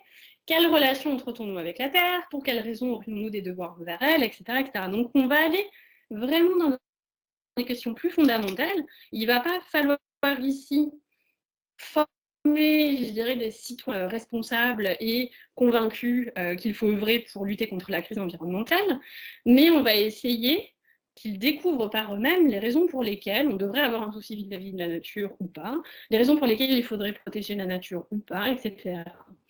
Et on va essayer, avec les enfants et les adolescents, de travailler ces questions éthiques en questionnant des concepts comme celui de la nature, de la culture, de l'humain, de l'animal, etc. Donc vraiment, l'idée ici, ça va être non pas de favoriser un engagement, mais de favoriser une réflexion en proposant des supports adaptés pour éveiller des questionnements éthiques liés à la nature, tout en évitant, bien évidemment, la moralisation. Donc on voit bien qu'il y a des différences entre l'éducation au développement durable et la philosophie environnementale. L'EDD, elle cherche vraiment à faire prendre conscience des dangers liés à la crise, à faire des engagée et responsable, elle délivre un message et elle a une pédagogie orientée vers l'action, alors que la philosophie de l'environnement et la pratique de la philosophie avec les enfants, la philosophie de l'environnement avec les actions, elle vise plutôt à soulever collectivement des questions fondamentales autour des enjeux éthiques liés à la nature, mais aussi elle ne délivre pas du message et c'est plutôt une pédagogie du questionnement. Alors, par contre, il existe des passerelles. On voit bien les différences, mais pour ceux qui sont déjà engagés dans des dispositifs d'éducation de développement durable, il existe des passerelles avec les ateliers de philosophie avec les enfants. Notamment, c'est des questions de méthode. Donc, il y a des méthodes interactives et collectives. c'est aussi des pratiques qui sont focalisées sur l'apprenant. Là, il peut y avoir vraiment un certain nombre de passerelles. La philosophie de l'environnement, elle va aider à penser la dimension éthique et politique juridique de notre rapport à l'environnement. Elle va favoriser aussi l'émergence d'une pensée complexe en évitant de basculer dans trop de simplisme. Et puis ensuite, le DD, elle, peut apporter plus de savoir-faire et des projets collaboratifs plus concrets. Donc je reviendrai après sur les questions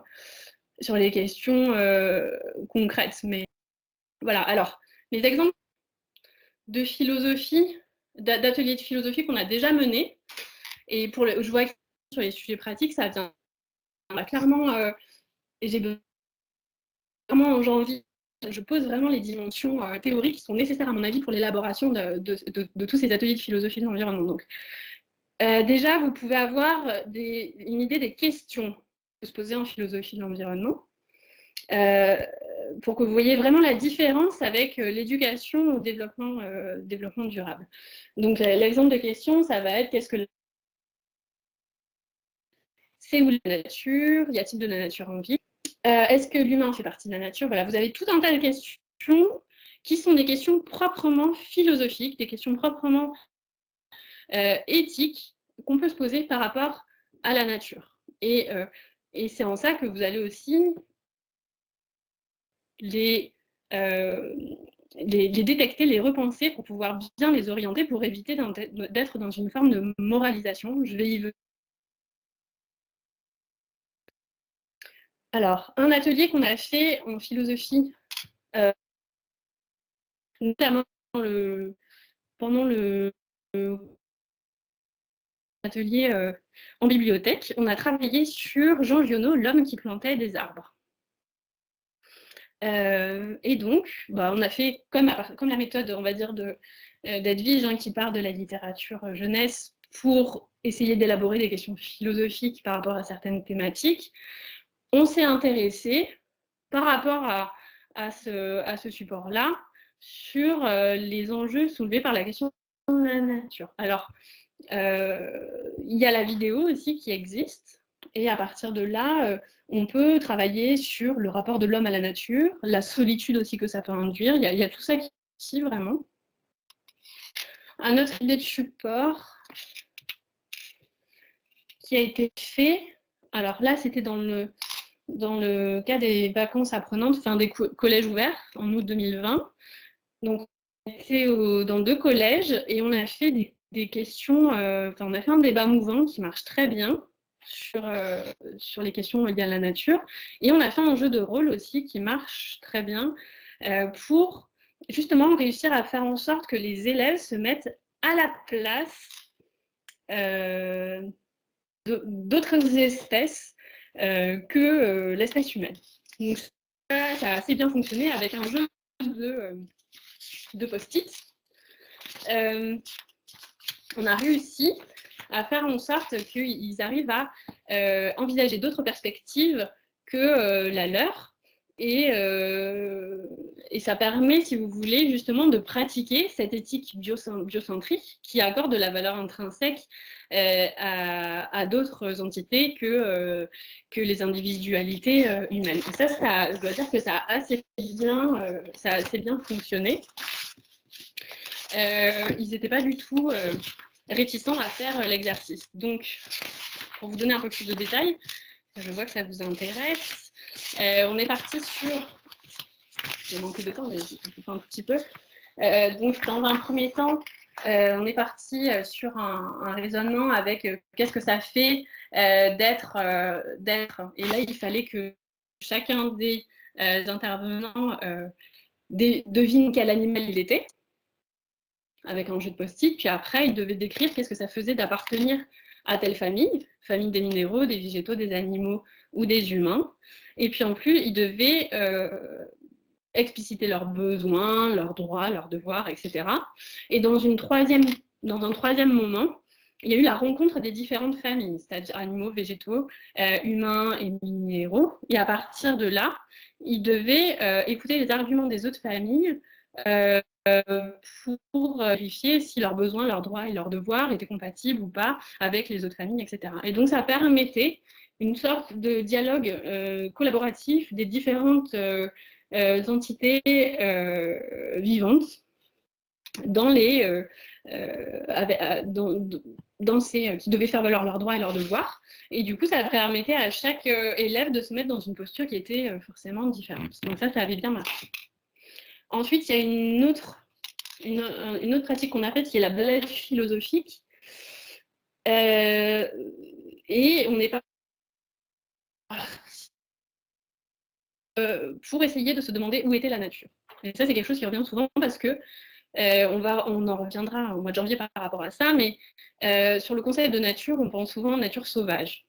Et ça, c'est un gros souci parce qu'en fait, avec le concept de nature sauvage, on réitère le dualisme quelque part entre la nature, qui serait une nature complètement dénuée, seule, sans humain, et la culture de l'autre part. Et en fait, on s'aperçoit, en travaillant avec les élèves, en faisant des balades philosophiques autour de la question de la nature, que la nature, elle est aussi en ville et qu'elle mérite d'être observée, elle mérite d'être préservée et qu'on peut l'observer et l'appréhender aussi d'un certain point de vue. Et on imagine forcément, en fait, ils étaient surpris parce qu'ils s'imaginaient la nature comme une grande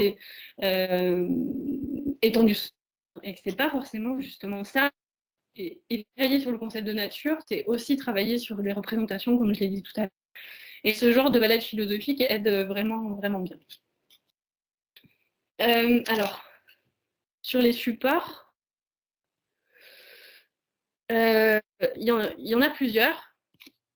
On y reviendra forcément par les cas pratiques, mais quand j'orienterai vraiment le cas pratique sur une certaine pratique de la philosophie environnementale avec les enfants, mais ce que je peux vous dire par rapport à ça, et par rapport à ce qu'on vient de dire, c'est qu'il faut favoriser des supports. Vous avez tout un tas de supports autour des questions de la nature, mais il va falloir favoriser des supports qui ouvrent les questionnements et pas qui les ferment. Vous avez beaucoup d'ouvrages, on va dire, militants sur il faut protéger la nature, pourquoi il faut sauver la biodiversité, etc., etc.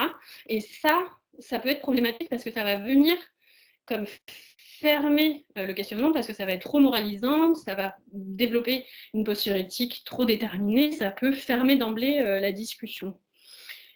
Donc, pour ce qui est des supports littéraires, essentiellement littérature jeunesse, moi, ce que je privilégierais, c'est vraiment tout ce qui va favoriser un questionnement par rapport à la nature, mais sans que ça soit trop orienté. Bon, vraiment, il faut les ouvrages où il est question, qui seront plus orientés sur éducation au développement durable, pour moi, ça doit pas avoir de place dans la philosophie avec les enfants. Puis, il y a cet ouvrage très bien, généreux, donc, dans l'école des loisirs. Lui il est bien. Vous avez aussi celui-là qui a de belles illustrations et qui vous permet aussi de comprendre, j'y reviendrai, quelque chose autour de notre relation culturelle aux arbres, donc comment une histoire peut aussi créer du lien avec le vivant, comment la relation esthétique peut créer du lien avec le vivant, et comment on recrée aussi, dans le contexte des ateliers de philosophie avec les enfants, un lien avec le vivant qui nous entoure. Donc ça, c'est des supports qui peuvent permettre ça. Vous avez bien évidemment les fables, les philofables de Michel Piquemal qui fonctionnent très bien. Et ensuite, pour les n'hésitez pas à prendre des supports artistiques aussi, comme les peintures, mais aussi les photographies. Là, vous avez toutes les photos de Yannick Bertrand qui fonctionnent bien, mais là, j'ai choisi deux photographes. Donc, celle Adam, qui est un photographe américain du début du XXe siècle, et lui qui a photographié tout l'Ouest américain, donc une idée de la nature sauvage dont je reparlerai, qui a la notion de wilderness. Et et en fait, qui est forcément lié à l'histoire et à l'histoire environnementale américaine. Et ensuite, vous avez l'autre travail de Nick Brandt, qui est un photographe qui a beaucoup photographié les paysages et les animaux, surtout en Afrique. Alors, Peter Singer, donc, qui est un philosophe américain, a dit de lui sa vie est antidote à l'arrogance humaine. Les nous disent d'une façon qui va bien au-delà des mots, nous ne possédons pas cette planète, que nous n'en sommes pas les seuls habitants. Donc il y a vraiment tout un tas de photos qui peuvent être aussi support à la philosophique autour des questions environnementales, de notre rapport à la nature et de notre rapport aux animaux. Il y a Alban qui demande, Claire, comment mener un atelier philo à partir d'une photo? Alors, par rapport à une photo, donc pour ça que je parlais de dispositif Lippmann adapté, j'en parlerai plus en détail en janvier, mais ça veut dire qu'on va être dans l'observation vraiment de l'image, de la même manière que par rapport à une peinture.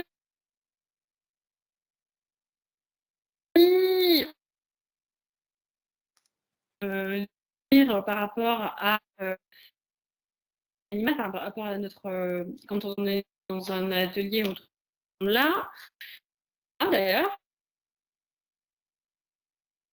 question, on va continuer par rapport à ce support commun à réfléchir autour de la thématique qui a été à peu près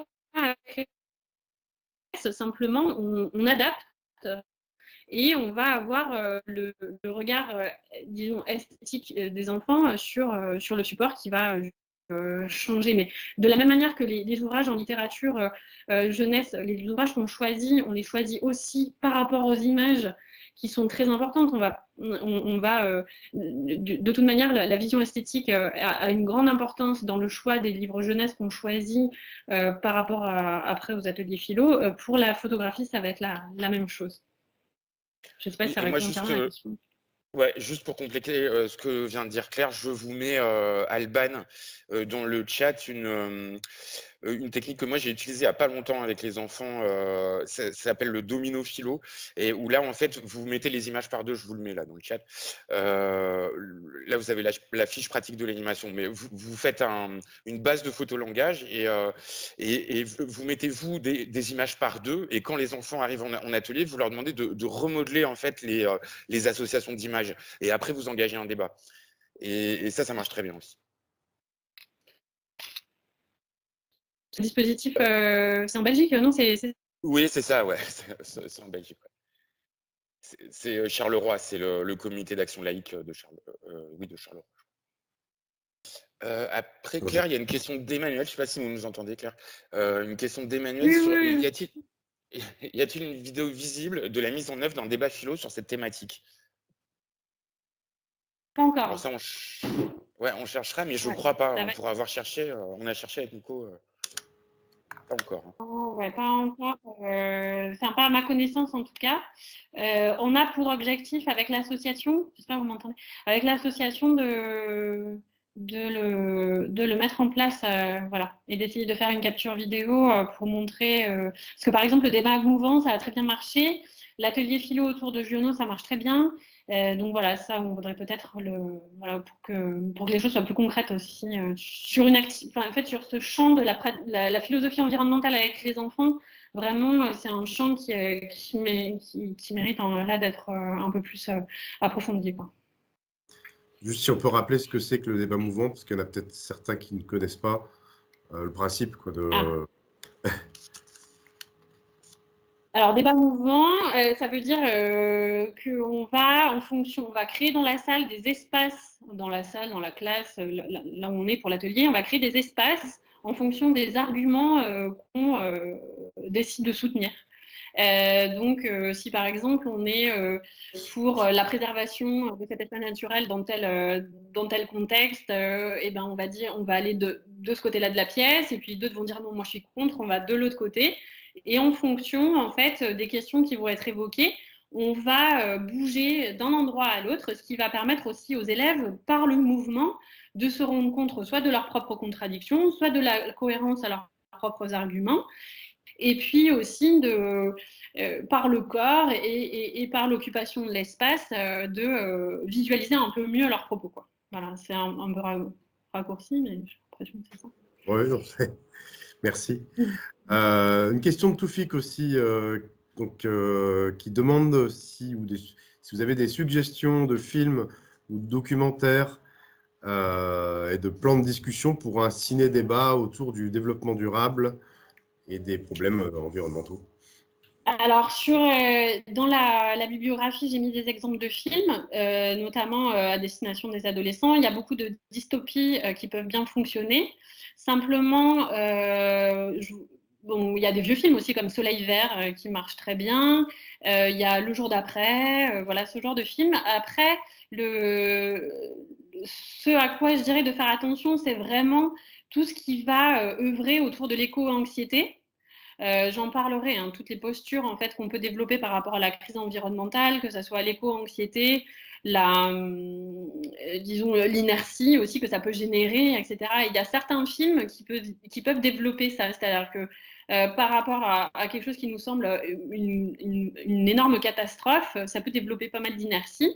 Alors que l'idée, justement, face à la crise environnementale, ça serait plutôt de développer des leviers d'action, que ce soit au niveau local, voilà, un certain nombre de choses pour œuvrer à changer notre rapport à la nature. Et il y a certains films, voilà, qui peuvent ne pas forcément aider.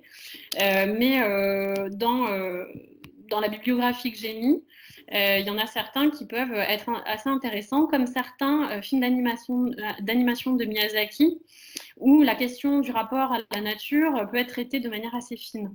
Voilà. Mais vous avez aussi le film d'animation Wall-E sur la question des déchets qui peut fonctionner, le film Avatar de James Cameron, voilà, qui va interroger la question de l'animisme. Voilà, il y a quelques supports comme ça qui peuvent être assez intéressants. Mais j'ai pas encore. Ça serait intéressant de faire une fiche en fait pratique autour de ces sujets-là. Ouais. Oui, là, c'est des supports par rapport aux supports.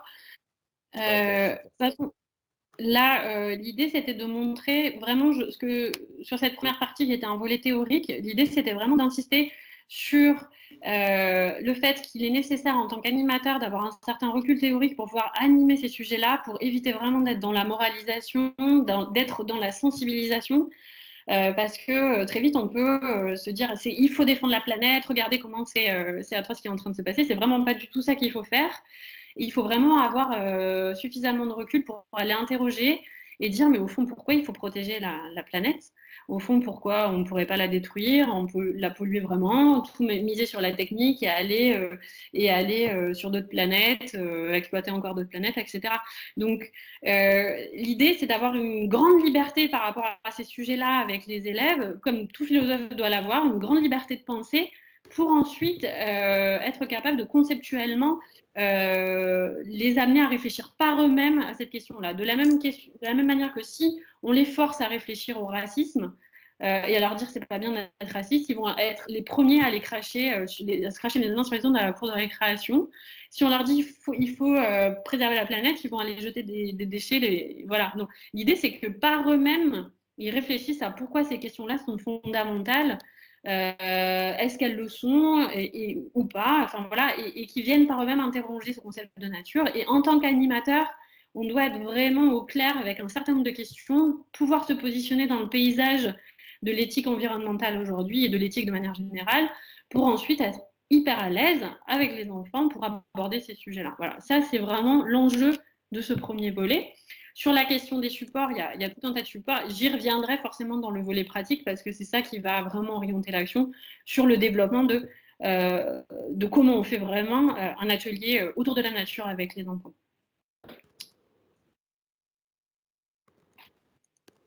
Il y a quand même une question de Nathalie dans le chat qui demande, étant donné la dimension interdisciplinaire de ces thèmes, il semble incontournable d'animer la réflexion à plusieurs avec des intervenants ayant des formations complémentaires. Qu'en pensez-vous? Oui, effectivement, ça peut être des EPI, hein, évidemment. Je ne sais pas ce que vous répondez, Claire, mais... C'est pour ça que je trouve intéressant de montrer que les ateliers de philosophie environnementale avec les enfants et les ados, ils peuvent être vraiment complémentaires de l'éducation au développement durable. C'est-à-dire qu'on peut très bien avoir un parcours comme ça, avec des interventions de scientifiques, tout un travail de jardinage autour de compost, de choses comme ça. Et puis par ailleurs, intégrer des ateliers de philosophie qui vont être clairement moins pratiques, parce qu'on va être sur quelque chose de très conceptuel, de théorique, même si on a des supports, mais qui vont faire le lien avec une démarche qui n'est pas forcément pensée par les élèves au départ. C'est-à-dire, on leur dit, voilà, il faut être engagé, il faut défendre la planète, ça, pour telle et telle raison, ça va être l'éducation au développement durable. On va mettre en œuvre un certain nombre de choses, on va faire de l'agroécologie ou de l'agroagriculture, etc., faire du compost et tout. Mais après, derrière, ça va être vraiment de faire sens, quoi, de les amener à comprendre par eux-mêmes pour quelles raisons il est intéressant de faire ça et de répondre théoriquement à un certain nombre de questionnements. C'est Dominique Bourg qui le dit très bien dans le dictionnaire de l'écologie aussi, que voilà, il y a une difficulté avec l'éducation au développement durable parce qu'on ne pense pas forcément ce qui est mis en pratique. Qu'est-ce que ça veut dire transition écologique? Qu'est-ce que ça veut dire la nature? Qu'est-ce que ça veut dire l'environnement? Et tout ça, ça mérite d'être pensé et les ateliers de philosophie de l'environnement peuvent vraiment avoir leur place dans ce parcours-là, quoi. Donc je pense que évidemment les questions d'environnement, elles sont forcément liées aux questions d'écologie scientifique aussi, parce qu'on dépend aussi d'un certain nombre de regards des biologistes, des physiciens, etc. Et du coup, ça peut être vraiment interdisciplinaire, mais la philosophie a vraiment sa place au cœur de ça. Et donc, c'est vraiment intéressant de faire quelque chose de collectif, quoi, qui pourra avoir sa place là-dedans. Eh ben, écoutez, il est 16h09, donc 16h09. On va conclure. Non, mais c'est très bien, on a pu tenir dans les temps malgré les problèmes techniques. Juste, donc merci beaucoup Claire pour cette intervention qui a été très appréciée. Je vous remercie infiniment Claire, c'était vraiment super. Là, malgré les coupures, je pense que tout le monde a bien senti que voilà, c'était important et passionnant toutes ces questions. Et on se retrouve donc en janvier pour un cas pratique. Et puis écoutez, on vous souhaite une bonne fin de semaine, des bonnes fêtes de fin d'année et on se retrouve au mois de janvier. À la rentrée. Merci à vous et à la rentrée. Alors, bonne fin d'année à tous. Merci, au revoir. Merci beaucoup, au revoir.